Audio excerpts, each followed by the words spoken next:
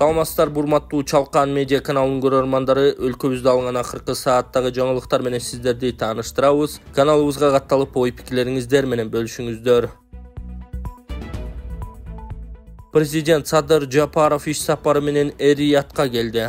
Кыргыз Республикасынын президенти Садыр Жапаров 10 ноябрда иш сапары менен Эр-Рияд шаарына, Сауд Арабияга келди. Мамлекет башчысынын бортун Эр-Рияд шаарынын Халид атындагы эл аралык аэропортуна конгон. Учактын түшө беришинде килем төшөлүп, ардак кароолдун ротасы тизилген. Президент Садыр Жапаровду Эр-Рияд провинциясынын губернаторунун орун басары улуу даражалуу ханзада Мухаммед бин Абдурахман бин Абдулазиз Аль Сауд жана башка расмий адамдар тосуп алышты. Эскерте кетсек, иш сапарынын алкагында президент Садыр Жапаров Ислам кызматташтык уюмуна мүчө мамлекеттердин кезексиз ислам саммитине катышат. Анын жүрүшүндө Палестина жана Түштүк Ливан, ошондой эле жалпы эле жакынкы чыгыш аймагындагы учурдагы кырдаалды талкуулоо пландаштырылууда. Урматтуу Москвадагы мекендештер, Кыргызстанга жүк салууну каалап, бирок кимден жиберүүнү ойлонуп жаткан болсоңуз, биз сиздерге ишенимдүү ишкерди сунуштайбыз. Бул ишкердин аты жөнү Зайырбек Маматкаримов. 12 жылдан бери иш алып барган командасы сиздин аманатка кыянатты кылышпайт. Кыргызстанга салган жүгүңүздү күндүн аптабына же кыштын ызгаарына калтырбастан атайын жүк сактоочу кампасы Бишкек шаары Профсоюз көчөсү 38/1 дарегинде жайгашкан. Жүктү Москванын бардык жеринен өздөрү алып кетет. Алган жүктү Кыргызстандын 7 дубанына жеткирүүнү да кепилдешет. Кыргызстанга жумасына 2 машина жиберилет. Жүк баасы көлөмүнө жараша 500 рубльдан өйдө баланат. Дареги Нижегородское метросу, Перовское шоссе 9, строение 7. Байланыш номерлери +7 926 788 70 70. +7 929 624 63 64. Дмитрий Бивал Кыргызстандын бокс курамасынын башкы машыктыруучусуна сыйлык тапшырды. Дмитрий Бивал бокс боюнча Кыргыз Республикасынын курама командасынын башкы машыктыруучусу Данияр Төлөгөн уулуна атамекендик спортчулардын Париждеги Олимпиада оюндарындагы ийгилиги менен куттап, акчалай сыйлык тапшырды. Бивал машыктыруучусунун бокстун өнүгүшүнө кошкон салымын белгилеп, мындай жечкендиктер жаш спортчуларды жеңишке шыктандырарын белгилеген.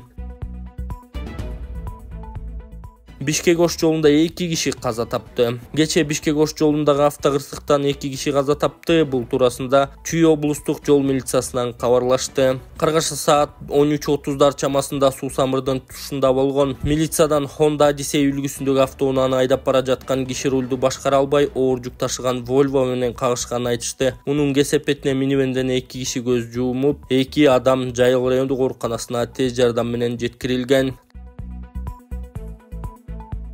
Таласта малчы 2 адамды өлтүрүүгө шектелип кармалды. Таласта 2 адамды өлтүрүүгө шектелип 42 жаштагы жаран кармалды. Бул тууралуу облустук милициядан билдиришти. Милициянын маалыматы боюнча 9 ноябрда түнгө жуук аларга Бакай ата район тургуну кайрылып, 61 жаштагы Аты аттуу жаран ошол күнү эртең менен Кең Арал айылынын Коргон таш жайлоосуна кеткен бойдон дайынсыз болуп жатканын билдирген. Милиция издөө иштерине киришип, 10 ноябрда саат 7:00 Нылды өзөнүндө Toyota Camry унаасынын ичинен киши колду болгон 2 адамдын сөөгүн тапкан. Маркумдардын бири дайынсыз деп изделип жаткан 61 жаштагы Аты жана 60 жаштагы Тымы аттуу жарандар экени аныкталган. Жергиликтүү басмалар жазгандай, маркумдар классташ болгон. Алар 9 ноябрда жайлоого мал алганы барышкан. Аталган факт боюнча адам өлтүрүү беренеси менен кылмыш иши козголгон. Бул ишке шектүү катары маркум Атынын малчысы 42 жаштагы жаран экени кармалган. Милиция билдиргенде, маркум Аты менен шектүүнүн ортосунда карызга байланыштуу пикир келишпестиги болуп, натыйжада ал адам өлүмү менен аяктаганы белгилүү болгон.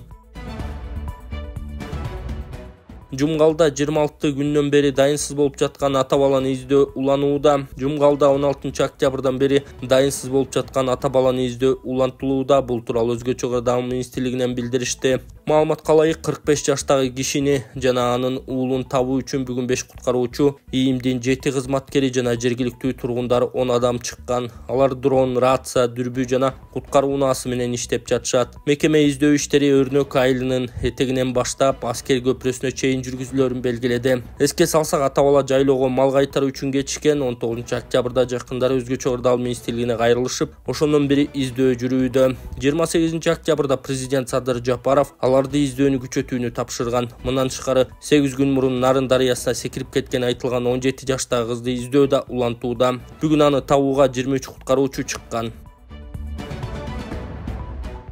Мугалимди тилдеген эненин иши териштирилип сотко жөнөтүлдү. Бишкектеги номер 57 мектепте мугалимди тилдеп ыйлаткан аялдын иши териштирилип сотко жөнөтүлдү. Бул тууралуу Ленин райондук милициясынан билдиришти. Милициянын маалыматы боюнча буга чейин соц тармактарга мугалим менен окуучунун энесинин ортосунда чыр чыкканы тартылган видео тараган. Териштирүүнүн жүрүшүндө алар тергөө кызматына жеткирилип, мугалим милицияга арыз жазып, 9-октябрда окуучулардын биринин апасы мектепке келип балдардын көзүнчө тилдеп чыр чыгарганын билдирген. Териштирүүнүн жыйынтыгы менен Укук бузуулар кодексинин 102 биринчи беренесинин педагогикалык кызматкерге карата сыйлабагандыкты көрсөтүү негизинде иш ачылып, материалдар райондук сотко жөнөтүлгөн. Аталган берене боюнча эскертүү же 1000 сом айып пул жазасы каралган. Чечимди сот кабыл алат. Бул окуядан кийин мугалим мектептен чыгып кеткен.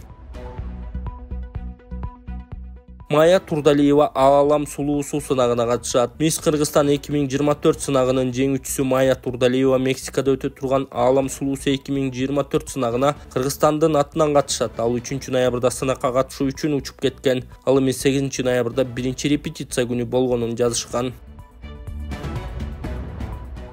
Шоумен Эркин Нурбаев үйлөндү. Шоумен Эркин Нурбаев үйлөнгөнүн Instagram баракчасына бөлүштү. 9 ноябрда Бишкектеги ресторандардын биринде үлпөт тоюн өткөргөн.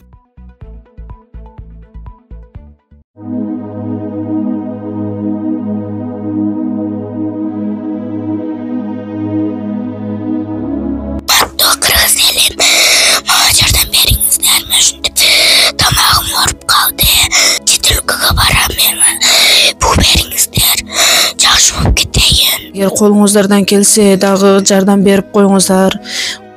Өтө оор шарттабыз. Азырда дам кысылып, тезирээк барып операция кылдырышыбыз керек. Чет өлкөгө $45,000 сурап атат. Чет өлкөгө апарыш үчүн ол каражат бизде жок. Эгер колуңуздардан келсе жардам берип коюңуздар. Сиздерден сураныч. Диагнозу голосовой гортани деп чыккан. Тамагыда бул сүйлөй турган голосойдо. Ушул өскөндө сүйлөй албай калат. 1 метр жерге да ушу угулбай калат. Бир ан жерде калып кетеби деп коркомун. Үйүнө да чыкпайт. Мектепке барса балдар консультация, сакоосу жакшы сүйлөй албайсың деп. Ошо кызым элдин арасына кошулуп кыз болуп кетиш үчүн жардам берип коюңуздар. Өтө суранам сиздерден. $45,000 керек чет өлкөгө апарганы. Үй жайларыбызда эч нерсебиз калбады. Сиздерден сураныч, жардам берип коюңуздар. М-банк Анаркан деп чыгат, Сбербанк Гүнназик деп чыгат. М-банктагы номерге чалсаңыздар тактап мен өзүмдө болот. Сураныч, сиздерден жардам берип коюңуздар. Жакшы болуп кетсин деп Кудайдан түнү күнү Кудайдан тилеймин. Битте кызым бар. Ошо кызым үчүн жардам берип коюңуздар.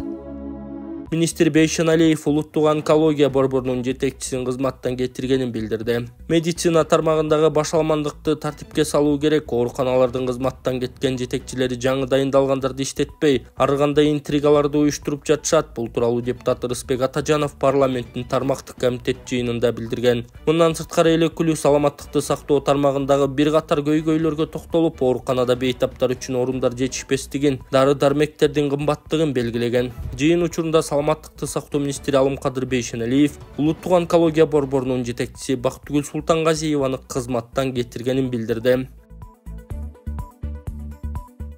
Депутат оорукананын жетекчилерин тандоо тартиби тууралуу сурады. Жогорку кеңештин социалдык саясат боюнча комитетинин жыйынында Кыргыз Республикасында жарандардын саламаттыгын сактоо жөнүндө мыйзамга өзгөртүү киргизүү тууралуу мыйзам долбоору экинчи окууда каралды. Демилгечилер жогорку кеңештин депутаттары Айсулуу Мамашева, Нулифар Алимжанова, Аида Исатбек кызы, Бахредин Шабазов. Мыйзам долбоорунун максаты жана милдети саламаттыкты сактоо жаатындагы өсүп жаткан чакырыктарга жана кыргыз жарандарына ишенимдүү жана сапаттуу медициналык жардамды камсыз кылуу зарылдыгына байланыштуу. Колдонуудагы мыйзамдарга өзгөртүү киргизүү. Тактап айтканда, мамлекеттик медициналык мекемелердин жетекчилерин жеке клиникаларда бир убакта жумушка орноштурууга тыюу чечүү салууну киргизүү сунушталууда. Талкуу маалында депутат Илимбек Кубанычбеков саламаттык сактоо мекемелеринин жетекчилерин тандоо тартибин тактады. Муну менен катар элекүүлүү жүрөк кемтиги менен төрөлгөн балдарга операция жасоо зарылчылыгына көңүл буруп, бул максатта көптөгөн жарандар чет өлкөгө чыгууга аргасыз болуп жаткандарын кошумчалады. Ал эми депутат Советбек Рустамбек уулу аймактык ооруканаларды жетиштүү деңгээлде квалификациялуу кадрлар менен камсыз кылуу маселелерине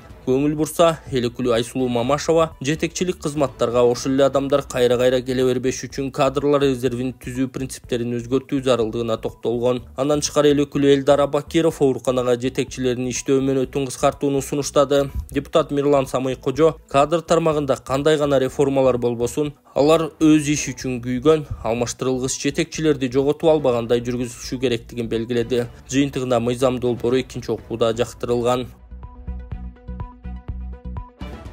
Кытай элдик ыкмасы менен гайморит, грыжа, артрит, остеохондроз, куяң, тизе муун, простатит ооруларын дарылоо жана кан айлануу системасын жакшыртуу. Гайморитти дарылоо ыкмасы мурун көңдөйүндөгү ириңдерди жибитүү үчүн от жагуу, андан соң табигый таза чөптөн жасалган порошок менен ириңди сыртка алып чыгаруу. Грыжа, остеохондроз, тизе муун жана суук тийген ооруларды дарылоо ыкмасы. Ооруган жерге гандин же жөнөкөй тил менен айтканда дары чөптөргө сугарылган таякчалар менен массаж жасоо, андан кийин от жагуу. От жаккан соң атайын табигый чөптөрдөн жасалган дары майларын шылап, денедеги токсин, туз жана вирустарды чыгаруу. Келип 100% кепилдик менен ден соолугуңузду чыңап кетиңиздер. Кененирээк маалымат алуу үчүн экраныңыздардагы номерге кайрылыңыздар. Эки партия шайлоочуларды талашка кетишти. Учурда Кыргызстанда жергиликтүү кеңештерге депутаттарды шайлоонун үгүт-өнөктүгү кызуу жүрүп жатат. Өткөн дем алыш күндөрү Бишкек шаардык кеңешин депутаттыгына ат салышып жаткан Жаңы күч саясий партиясы менен Социал-демократ саясий партиясы шайлоочулар менен жолугушууда түшүнбөстүк болгонун айтышып, бири-бирин чагымчылдыкка күнөөлөп чыгышкан. Бул партиялар бири-бирине болгон нараазычылыктарын социалдык тармактар аркылуу билдирип жатышат. Эки партия тең чыр-чатакты чечүүнү Бишкек аймактык шайлоо комиссиясы чечиши керектигин айтып чыгышты. Эске сала кетсек, шайлоо өнөктүгүнүн башталышында шайлоого катыша турган партиялардын лидерлери үгүт кампаниясын таза, ачык өткөрүү, социалдык тармактарда терс маалыматтар жана касташуу үчүн колдонбоо боюнча меморандумга кол коюшкан эле. Ошто грек-рим күрөшү боюнча эл аралык мелдеш өтөт. 14-16 ноябрь күндөрү Ош шаарында спортчу жана коомдук ишмер Баяман Эркинбаевдин элесине арналган грек-рим күрөшү боюнча эл аралык мелдеш өтөт.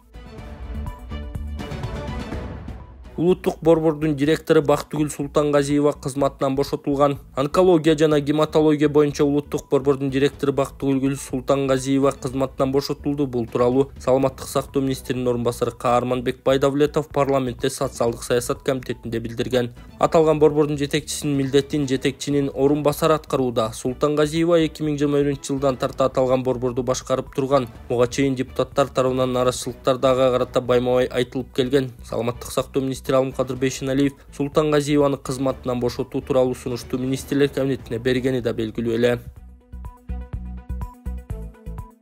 Орунтаев Ысык көлдөгү пансионаттардын жетекчилери менен жолукту. Архитектура, курулуш жана турак жай коммуналдык чарба мамлекеттик агенттигинин директору Нурдан Орунтаевдин жумушчу сапарынын алкагында Ысык көл облусундагы пансионаттардын жетекчилери жана жергиликтүү тургундар менен жолукту. Мамгурлуш маалыматына ылайык, отурумдун негизги максаты Ысык көлдөгү пансионаттардагы эскилиги жеткен пирстер, эс алуучу жайлар жаңыланып, заманбап талаптарга жооп бербей тургандай эстетикалык көрүнүшүнө алып келип, жарандардын коопсуздугун сактоо менен биргеликте сырттан келген туристтерге ыңгайлуу жана жагымдуу шарттарды түзүүнү талкуулоо болуп саналат. Буга чейин Мамгурлуштун Ысык көл аймактык башкармалыгы курорттук рекреациялык зонада мыйзамсыз орнотулган пирстерди жана кеме токтотуучу курулмаларды аныктоо боюнча райондук комиссия менен текшерүү жүргүзүп, демонтаждоо иштери жүргүзүлгөн.